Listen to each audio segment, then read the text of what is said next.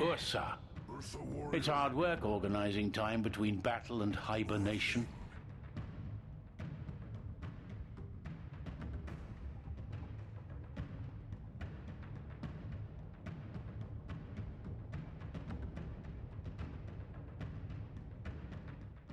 Welcome back, everybody, into your coverage of the TA4 qualifiers. We just went ahead and picnic. It was quite good. I can smell the food upstairs. It's amazing. I can get water too. Yeah. We found ourselves beverages. What we did find ourselves was a server, which is now currently working. So we'll jump ourselves into the game, which is started up again. It's an old pick mode, considering for some reason Volvo decided to crash into a wall.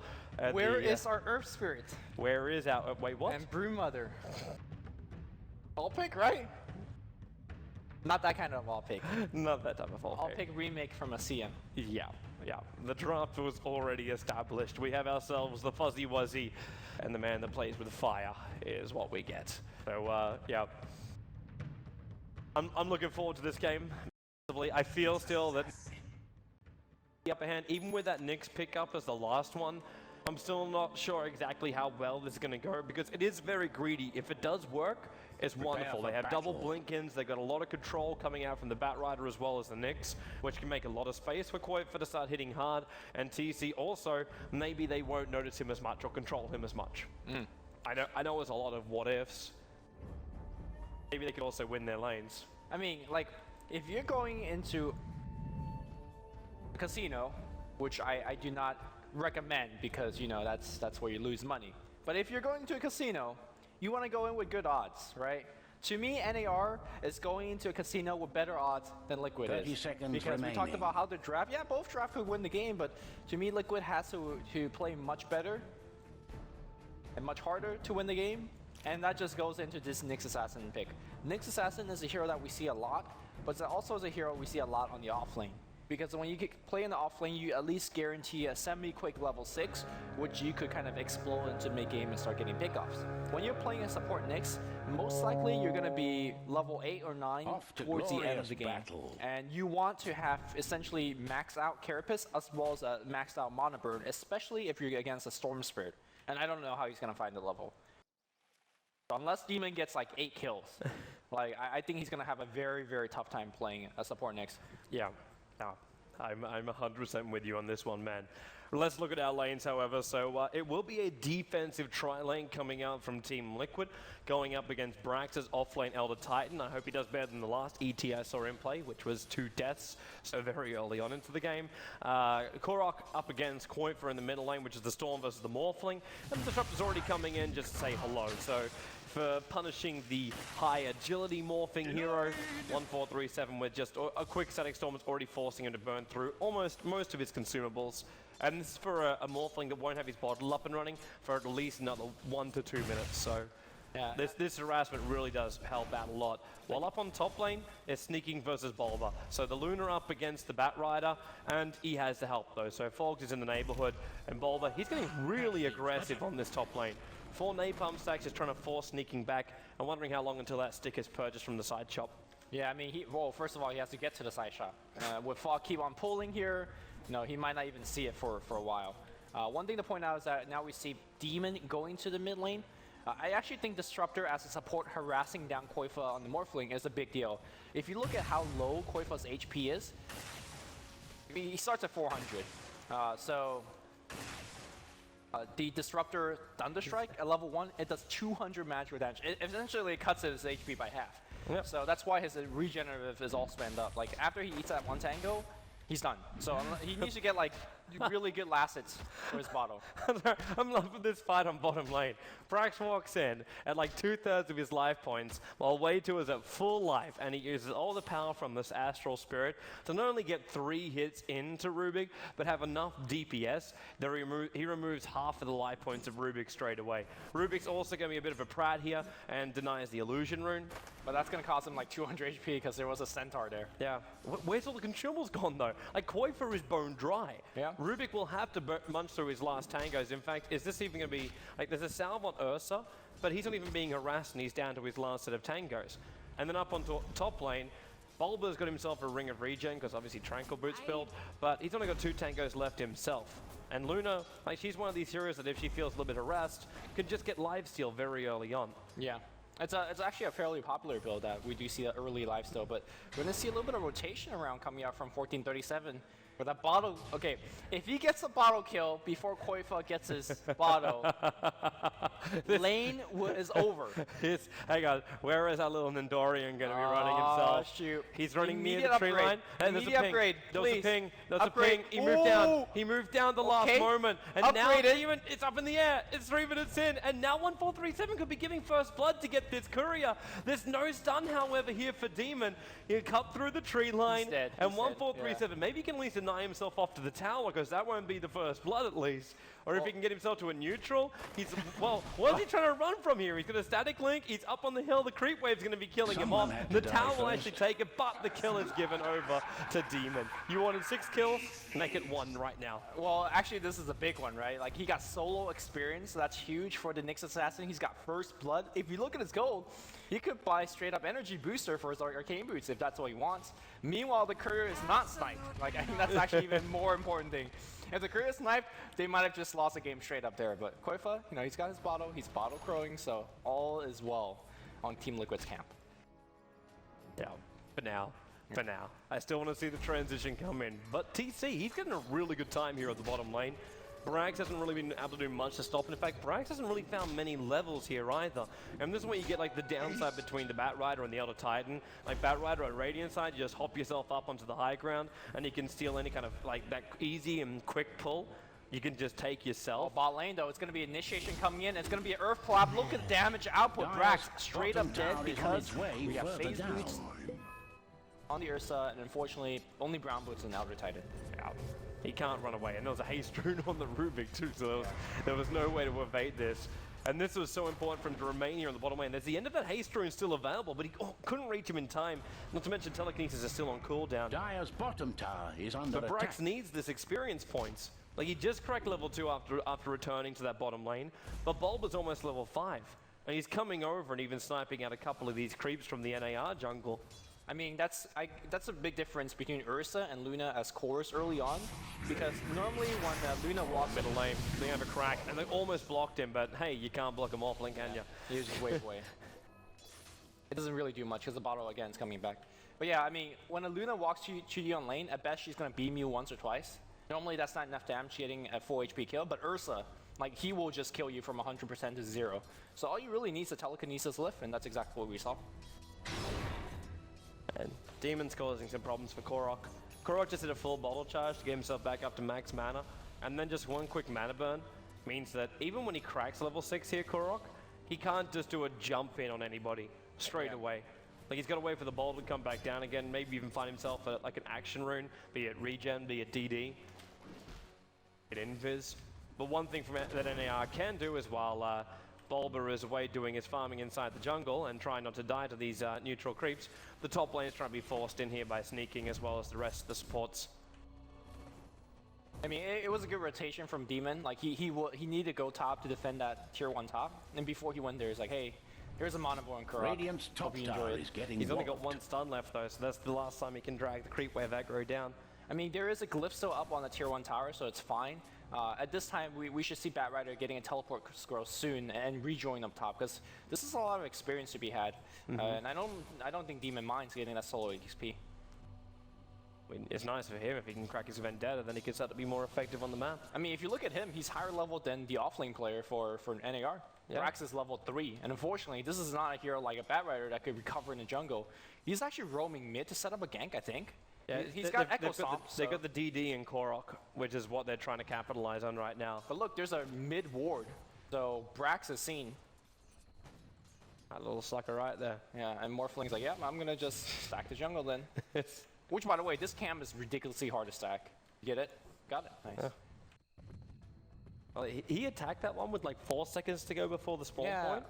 Well, I think the Centaur one you attack a little bit later because he's faster than most of the creeps. But I think 55 is generally the But again, it's really camp dependent. I miss the old days where every single camp you attacked at 7 seconds Radiant's top before tower the needs spawn point. bandages. And like that was Auto. every camp would work. How do you like that as a spectator? Do you think like having harder stack count makes the game a little bit more spectator friendly, or it doesn't really matter? As far as spectators go, you mean spectator or pub gamers? Spectators, like, do you want to see Bulldog Radiant's stacking top 8 tower camps is with under his attack. treants? Is what I'm asking you. Okay. No, I lived through the age of DreamHack 2012. Right. I never want to see that time come back again. Okay. So I will 100% agree with this change up. But at the same time, it does make it very, Dire's very bottom difficult for tower people was who are new to this game inevitably to try and go, denied. am I getting the stack right? Am I getting the stack? I'm not sure if I can get the stack right here. I mean, I still have that trouble with that, and I played Dota for like 8 years, so it's tough. Bulba just got a huge injection of money. He's now up to almost 1,900 gold after farming up what looked to be a triple stack. Demon, he's gone AFK, man. This guy has not moved. Hey man, he's fine. He's almost level 6. Actually, no, I think, no, he hasn't moved. I thought for a moment he might have been up here, but he's actually just sitting here, non-stop. There is no way out of here as far as his mind goes. He is locked in. Korok's still waiting for the jump on mid. I think NAR have finally worked out the fact there is an observer ward here, but they just haven't de-warded it. Because the way the Qualifier keeps playing here in middle lane, they have to have cottoned on to the fact. Yeah, I mean, it's just so hard to kill Morphling, even if you have that double damage. Because he's got the Magic Wand, he's got a Ring of Aquila, he's got Strength Morph. Like, you have to burst him so hard. And I guess Soul Catcher helps with that, but, your Shadow Demon's never going to get into that range. Yeah. We have a 9-minute Blink Dagger. All right. So Bad Rider's up and ready to fight, and already TP to top lane by Bulba. They have Smoke as well with Way Too Sexy, All and I right. love this from them. Straight away, get on the front foot, try and beat the aggressors. And Nyx Assassin, Mr. Level 3 Stun's gonna look for the opening. Now, keep in mind that Luna does have the Eclipse, so if they overstep their welcome, it could turn out really bad. But NAR is snaking. He's going right at He's too far away. There's no coordination because we didn't see Way Too walking. There's level towards 2 that. glimpse. They can turn this one around Oh, right they now. will turn it around. Way They see Too's just Way Too. walking himself out, but that glimpse, it's got to be in range. There's your range right there. He's in range of Bulba almost. 1437. I'm surprised he didn't just make a beeline straight down this direction. He was not jumping around. Yeah, mid lane, he's teleporting in. He doesn't have the mid vision to glimpse him back either. But I think that was still a small victory for NAR because they saw the Blink Dagger, so they will now react accordingly. Also, it was a smoke use, so Yep. a lot of resource, not much gain. 1437's in trouble up against Qualifier. Luckily for 1437, that last attack won't land, and he'll keep his range from... Nope, actually not the entire time from the Top creep lane, wave. though, they actually initiated on Snaking. Snaking's going to get bursted down. Big pickup here for Team Liquid. So, I mean, I was quite worried about Team Liquid because Team Liquid to me is a team that doesn't have a jawline. You knock them down once, they stay down. But this is a big early game victory for them. And they have the suitable mid to late game to back it up because Morphling is no joke as a hero. How did that gank actually work? There's the Dire's Dire middle Observer tower Ward on is the in the lane. They wrong should end have of seen business. most of these Liquid heroes coming because there was no smoke this time around. I don't know how, well, look, all I know is that Nyx is level 6. He's got arcane boots, 10 minutes in. That's a good Nyx assassin if I've ever seen one. North American Rejects getting slapped down right now. Like they're 4,000 experience behind, they're 5,000 gold behind. I still think though the North American Rejects coming into the later portion of the game have the earlier advantage. Yes, I agree. I mean, Luna BKB is no joke. Stormsurge could essentially lock down just about any heroes. And we talked about how little Ursa is going to do because the spells he's up against. So Yep. we'll see how TC's going to fix that. Yeah. Well, right now it's Vladimir's. We're looking at a very standard style of build. Nyx Assassin's about to initiate on Brax. Oh, Demon throws it wide. That's a kill cost because with Phase Blue Ursa, he could gap close very quickly. Earth Shock to slow it down. That Observer Ward finally gets dewarded in mid. And NAR can work out why their 2 or 3 different rotations of support heroes that middle lane didn't function at all as for kills. If you're a support on like what you say worth, I mean, it gave like 4 or 5 minutes of safety to Oh, Qualifier. yeah. 100%. Yeah. 100%. It was great for Liquid.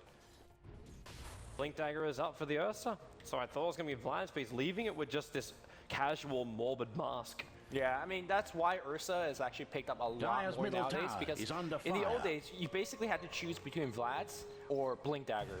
Now you go best of both worlds. Like it really increases early game, and Ursa essentially is an early to mid game carry. So they're coming bottom lane. Yep, There's a here we smoke on Korok though, but they should just let Radiant's Brax die top tower at is this under point. With attack. the amount of committal coming out from Team Liquid, Storm Spirit actually he jumps in, is more of a defensive kind of guy, jumps again, and way to glimpse back. There's already the Earth Splitter coming up right now from Elder Titan. That's already snapped him in. There it goes over on Demon and Luna. The Eclipse will go, but Ursa, he's munching him down. A Morphling quite through him from the side. Moves over towards Fog, disrupts himself defensively, but he's the only surviving hero of North American Rejects. TC will pick up a double kill. And kind or not, North American Rejects walked into Liquid then. yeah. I mean, I think NAR just got simply too greedy. They saw the glimpse back and they thought they could get one kill. But Dyer's Ursa says, bottom you are tower is more on than its welcome way to kill my further support. down. I will use that chance to jump in, and jump in he did. In fact, the person that he glimpsed was way too, and he didn't even die. Dyer's bottom tower is under attack. A pretty huge victory, a massive team wipe. And I think if you are a top tier team to win the TI, you know how to work with a 6K advantage and just win the game. It's a little bit higher than that now, man. I mean, yeah, a 6K advantage, well, 6, 7K, you have a 8-0 lead, you have tower lead. Like if Team Liquid loses this game, I don't know, man. But It would be one of those moments where you go, okay, what did we do wrong? What did we really do wrong? Vladimir's will be done for Ursa. I'm surprised. Sorry, I what? didn't actually think Ursa would finish up his Vlads at this point. what do you think he was going to go, like a helm or Actually, I a thought he'd bigger just go item? straight to BKB, use the casual lifesteal to keep him on the front lines, but just go straight in for a BKB. Yeah, I think BKB is an item that he eventually will go for. But you wouldn't get it straight up. I mean, Vlad's is so, Radiant's so top good for the tower team, has right? been Like, he denied. also needs a mono regen. It's just like a nice item to have. And there's the argument of if you buy your BKB too early, you might go to your 4-second charges quite soon as well. True. Yeah, it's just like, hey, I had like 1,000 gold. Let's just finish our Vlads and then work from there. Movements now up towards top lane, directly underneath that Dire Observer Ward again though. So Bulba is already spotted out, but might they're be about to dead. get the rest of them. Yeah, Cork's hanging around a very, very long time. Firefly will go. The Purge has gone. Disruptor ult is out quite nicely here. Ursa as well as the Nyx Assassin unable to do much more, but when that Telecleave is done hit, the ET split will go, but it's already a 2-for-1 with the 2 cores for NAR down. TC turns back into Brax. They've got to keep this fight going in the goal. The steal was actually there from Rubik. He's told the ET ultimate, and now Fog will go down too. This is another full genocide, and they call it. Not even 15 minutes on the clock, and North American Rejects say, we will not waste anybody's time here. That's over. I mean, to be completely honest, It's like over. GG is well called. I just want to say that Rubik is to steal Radiant Earth's victory. Titan Elder Cheaty. Elder Tide. Big titties. Yeah, it's a very easy steal. The because ECL. You have to use your spirit, so you have to stomp, and then your last spell is your thing. Not to take it away from Way 2, but he should get that every time. Yeah. And they did. So a big win. Yeah. So, we'll have ourselves a break. Another one.